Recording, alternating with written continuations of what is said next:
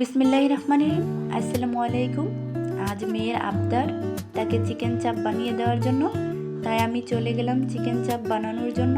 প্রথমে আমি একটি মুরগির বুকের অংশ নিয়েছি, তারপর এটাকে কেটে ধুয়ে পরিষ্কার করে নিয়েছি। এটাকে ছুরি দিয়ে কেটে প্রসেসিং করে শিল দিয়ে থেতলে নিয়েছি। এখন এটাকে এর মধ্যে এক ফালি লেবুর রস, আদা বাটা, রসুন বাটা, জিরার গুঁড়ো, গরম মশলার গুঁড়া, সয়া সস, টমেটো সস, লবণ, হলুদের গুঁড়া, মরিচের গুঁড়া এবং শেষে দিয়েছি কাসুন্দি দিয়ে আমি ভালো করে ম্যারিনেট করে নিয়েছি। চাপ বানানোর সময় সরিষার তেল এবং সরিষা বাটা দিলে অনেক ভালো টেস্ট আসে।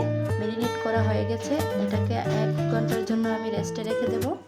এখানে কঠিনটা করার জন্য প্রথমে বেসন নিয়েছি, তার মধ্যে দিয়েছি ময়দা এবং মরিচের গুঁড়া, লবণ এবং গরম মশলা, তার সাথে দিয়েছি কর্নফ্লাওয়ার দিয়ে ভালো করে মিক্স করে নিয়েছি। কঠিনটার মধ্যে চিকেনের পিসটা দিয়ে চেপে চেপে কুট করে নেব। এই তো ভালো করে কুট করে নিয়েছি। চুলায় একটি ফ্রাই প্যান বসিয়ে তার মধ্যে তেলটাকে মিডিয়াম আঁচে দিয়ে গরম করে চিকেনটাকে দিয়ে দেব। তারপর আস্তে আস্তে এটাকে ভালো করে এবং এপাশ ওপাশ করে ভেজে নেব, যেন ভিতরে জুসি এবং উপরে ক্রিস্পি হয়।